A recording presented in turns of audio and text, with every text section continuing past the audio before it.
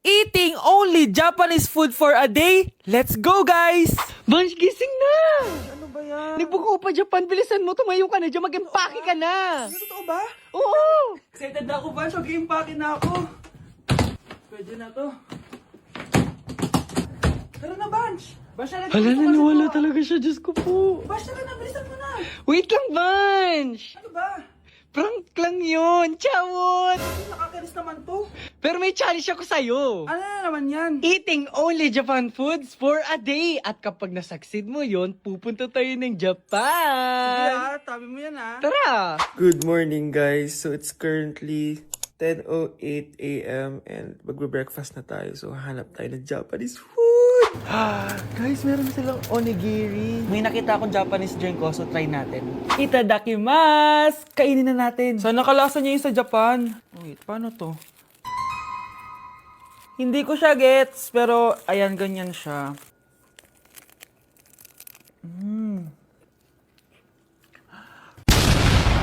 Pasabog! Kainin naman natin to kasi ako nagpabili nito. Itong bulgagi. Sarap. Tignan nyo guys yung loob nyo, oh. Tatabagay ko sa Japanese food. Tuturuan ko kayo kung paano magbuo ng onigiri. First step is... Ito pa? Oh, Okay, last etong salmon mayo. Tingnan natin. mas ba't yung beef? Subtle lang yung lasa niya. Hindi siya sobrang malasa gaya nito. So, inom na tayo, guys. Try natin to Milku. Milku, deodorant. Miku, guys. Lasa siya Yakult. Sarap! Totoo ba? So, yun lang naman sa breakfast natin. Excited na ako sa lunch and dinner kasi sa labas tayo kakain. It's lunchtime, guys. And as usual, late na naman tayo magla-lunch. Ang kinikrave ko ngayon for lunch is ramen. So, tignan pa natin kung ano pa pwede natin orderin na Japanese food. Guys, di ko alam na may entrance exam pala dito. Di pa naman ako nag-review. Usually, guys, minamax ko lahat to. Papamax ko sa kanya lahat, pati yung spice para may challenge, tara. Guys, dumating na yung karaage. Oh my. Oh my God, ang sarap. Guys, nakikita nyo ba to? Kaya black yung kulay nito kasi squid ink daw yung ginamit dito. Weird siya pero masarap siya, gets. Sarap. So meron din siyang beef. Wow. Sobrang malasa siya, guys. Kung di pa kayo nakakatikim ng ramen, guys, ano pa ginagawa nyo? Bumili na kayo. Mukha lang siyang hindi nakakatakam pero masarap siya. Grabe, namimiss ko na yung Japan kasi palagi kami nag-ramen dun eh. Craving satisfied naman ako and excited na ako sa dinner, guys. So, next stop, dinner naman. So, let's go! It's dinner time, guys! Medyo busog pa ako pero kaya natin to. So, tara, pasok na tayo and mag-order na tayo ng Japanese food. Let's go! Itadakimasu! Favorite namin to ni Haneban. Sobrang sarap nito, guys. Sushi siya na may malaking salmon. Tas ang sarap, promise. Sausaw natin sa sauce. Bigyan mo ako ng best reaction mo. Nag-order din kami ng California Maki. Nag-order din ako ng yakiniku doon. Ayan tsura niya. Sarap niya, oh. Guys, tignan niyo.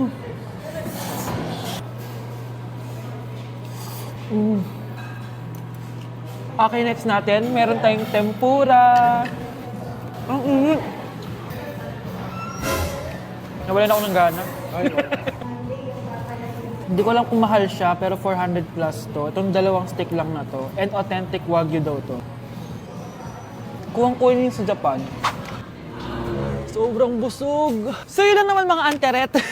So yun lang guys. Thank you for watching this video. And sobrang nabusog ako and nasatisfy ako sa kinain ko ngayon. Mag-comment kayo kung ano pang gusto nyo i-challenge sa akin at gagawin natin yan. And guys, we're going to Japan soon! Kasi nagawa ko, di ba?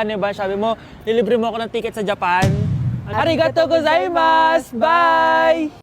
Ay! Nay! Good news! Nanalo ako sa loto! Totoo ba, anak? Tumama lahat ng numero sa panaginip ko, Nay! Ay, alam mo, anak, swerte ka talaga eh. Nay, may good news din ako! Gagraduate na ako next month! Talaga ba, anak? Akala ko talaga bagsak pa rin ako eh. Buti naman at di ka na ulit ng high school. Congrats! Good luck sa college! Mga anak, may good news din ako. Sabi ng doktor, magaling na daw ako sa sakit ko. So, ibig sabihin, hindi mo na kami makakalimutan, Nay? Oo, anak. Parang sunod-sunod yung swerte natin, Nay, no? Siyempre, dahil din yan kay Lord. Sige na, anong oras na? Matulog na tayo, ha? Good night, Nay.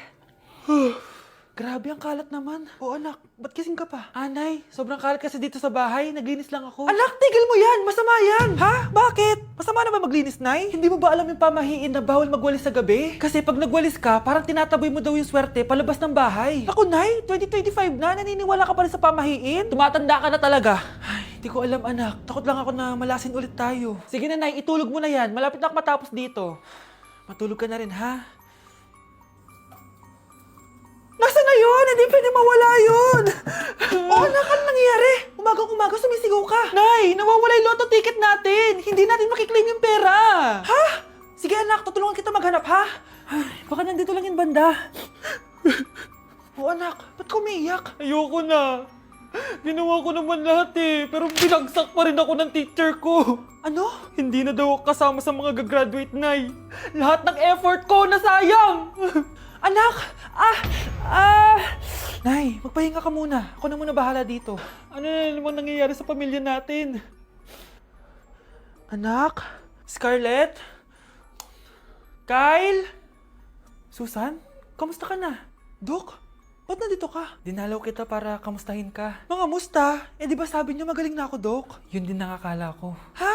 Teka lang, nakita mo ba yung mga anak ko? Susan, matagal nang patay ang mga anak mo. Ha? Hindi mo ba naaalala? Pareho silang na-depress. Si Scarlett dahil sa nawala niyang lotto ticket. Si Kyle naman dahil hindi nakagraduate. Kaya, ayun. Kailangan mo ulit maggamot, Susan. Dahil lumalala na naman ang demensya mo. Nay, namumulang mata ko. Ayan! Kaka-cellphone mo yan eh. Nay, 4 over 50 lang ako sa quiz namin kanina. Naku! Kaka-cellphone mo kasi yan, anak eh. Nay, parang may effect na skincare mo. Ang fresh mo na. I know, right? Hindi kasi ako gaya mo na puro cellphone. Nay, ubos na pabango ko. Oh, puro ka kasi cellphone. Nay, ninakawan daw yung kapitbahay natin. Grabe nakakatakot. Oh, ayan! Cellphone pa more. Nay, sobrang sakit ng ulo ko tapos... Inuubo pa ako. Ayan! Oh, alam ko na sasabihin mo. Oo na, kaka-cellphone ko na to. Ay hindi, iba na yan. Kapag may 2 symptoms ka, gaya ng headache at ubo, pwedeng flu na to. Oh, eto anak, uminom ka na itong BioFlu. Ay wow, hindi sinisi ang cellphone na. 15 minutes later. Nay, bumubuti na pakiramdam ko. O, diba? Mom knows best talaga. Nay, nawawala yung pera ko sa bulsa. Nakita mo ba? Hindi mo kasi iniingatan yung 500 pesos mo eh. At higit sa lahat, kaka-cellphone mo yan. Ha?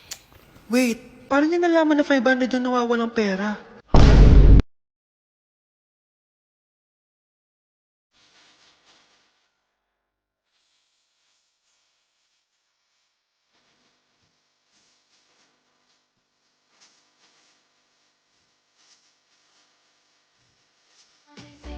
Pag pinaluha mo ang nanay mo, tandaan mo, may kabayaran ang bawat luha niya. Isipin mo ito, noong maliit ka pa, ilang beses ka bang umiyak sa gabi? Ilang beses kang nagkasakit at nag-alala siya? Ilang beses kang nagutom at tiniis niya ang sarili niyang gutom para lang may maihain sa'yo? Pero ngayon, sino ang lumuluha? Ah, ganun. Pag sumagot ang bata, bastos agad? Hindi ba pwedeng nagpapaliwanag lang? Hindi ba natin kaya makinig? Lalo na kung ang bata, maayos naman ang pananalita, hindi naman mataas ang boses, hindi naman bastos pag nagpapaliwanag. Ang iba kasi sa atin, hindi naman nila lahat talagang ayaw makinig. Pag nagpapaliwanag ng bata, sure na tayo.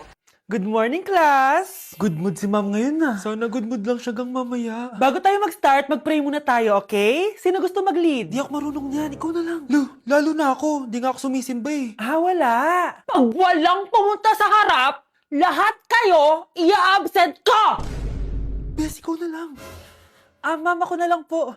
Madali naman pala kayo kausap eh. Okay, class. So, dito na nagtatapos sa lesson natin. Oh! May 1 oras pa pala tayo eh. Sige na, i-dismiss ko na kayo. Yes! Be, tara gala tayo. Tara be, buti nilang talaga dinismiss tayo agad. Aba, excited? Uwing-uwi? Ayaw niyo siguro sa subject ko, no? Maghihintay kayo hanggang 4 p.m. dito! Walang uuwi! Grabe naman yung mood swing ni ma'am. Nakakainis. I love you too. Okay, class. Dahil good mood ako today, hindi tuloy ang quiz at lesson natin. Ay, salamat. Magagawa ko na yung assignment ko sa math. Bes, pakopya naman ako niyan. Aba! Sino nagsabi sa inyo na pwede kayo gumawa ng assignment sa ibang subject, ha? Ma'am, talagang sinisira niyo mood ko, ha? Lahat kayo bagsak sa quiz! Excuse me, Ma'am Reyes? Bakit mo tinatakot ang mga anak ko? Ma'am, hindi sila matututo kung hindi ko sila tatakutin. Hindi mo kailangan takutin ng mga bata. Kausapin mo sila na maayos. Tama. Tayo ang pangalawa nilang magulang. Dapat maging safe sila sa atin. Gusto mo bang maalala ka nila sa mga pananakot mo? Facts, ma'am. Umayos ka na, ha? Kung ayaw mong isubok kita sa principal. Deserve. Manonood ako ng horror. Comedy na lang, puro ka horror. Nagmumukha ka ng multo. Eh di wag ka manood, basta horror ang papanoorin ko. Comedy nga, para masaya. Aba, pati yan pag-aawayan nyo? Ako na lang manonood. Ayan, comedy pa kasi gusto mo. Nakakatawa kasi yung mukha mo. Nayo! Anak, saan niyo gusto pumunta sa Sabado? Sa Baguio, Nay, para malamig tapos maraming strawberry.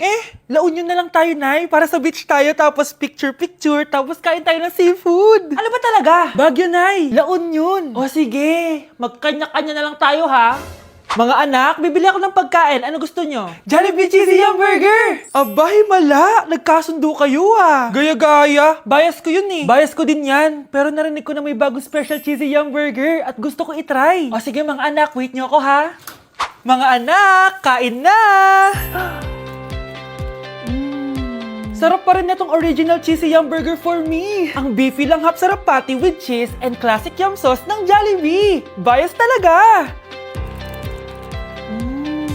Wow! Kakaiba yung atake na itong special cheesy yum burger. Pang bias wrecker. May beefy lang hap sarap patty at cheese na nga. Meron pang crunchy pickle, onions, and ketchup. Oh, akala nyo kayo lang? Meron din ako niyan. Di talaga magpapatalo si nanay, oh. True. Annyeonghaseyo! Guys, sobrang lamig! Nasa Korea na ako! At syempre, ano pa bang gagawin natin? Eh, di titikim tayo ng convenience store snacks! Guys, hulaan nyo kung nasan ako, walang ganito sa Pilipinas. First time ko makakatikim ng mga pagkain sa convenience store dito sa Korea. Grabe, sobrang dami din pagpipilian dito. Guys, ito daw yung kinakain ni Jungkook sa live niya, so tikman natin kung masarap. Guys, simula bata daw si Jungkook, ito yung favorite niyang iniinom, so tikman din natin. Hala, si Jungkook! Akala ko na hospital ka. Resurrection, ang muling pagkabuhay. Annyeonghaseyo! Hala ka, may Korean guys, oh. May mga hotdog din, no? Tikman natin yung mga hotdog nila kung masarap. Guys, may nakita ako, matcha siya na pandesal, tas may ulam siya sa loob. Tikman natin kung lasa.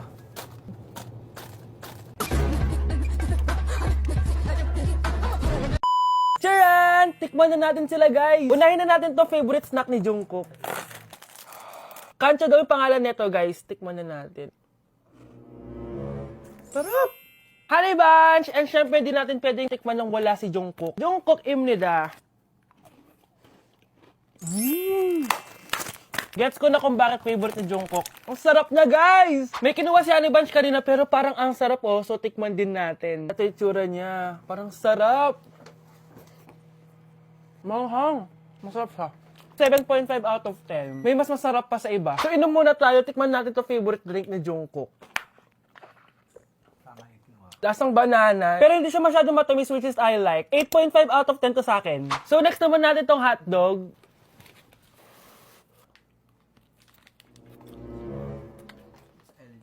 Ano yung lasa? Hindi ko siya gusto, guys. Weird na lasa niya. 3 out of 10 lang to sa akin. Hindi ko siya masyadong gusto. Next natin tong dried pusit. So, ganito yung itsura niya, guys. Matigas siya. Ang tigas. Baka niluluto pa to. Eh, grabe. Alam mo yung mga ginangat-ngat ng aso? 1 out of 10. Hindi ko siya nakain. Tapos wala rin siyang lasa. Next natin to matcha na siopaw na may ulam sa loob. Unang kagat, guys. Akala ko sobrang dami laman, di siya katulad ng picture, oh. Pero masarap siya. Alam ko yung kalasa niya, yung bola-bola, ganun. I'll give it 8 out of 10 kasi masarap naman siya. Second to the last natin, itong curry crispy roll. Curry? Ah, may curry nga talaga siya. Ganito yung tsura niya, guys. Uy, ang sarap! Magugustuhan mo siya? Oo nga. Guys, masarap siya. 9.5 out of 10 to sa akin. Okay guys, last natin. Magkukurya ba tayo na hindi nakakatikim ng bulldog? Guys, natatakot ako kasi maanghang talaga to. Hindi siya maanghang, guys.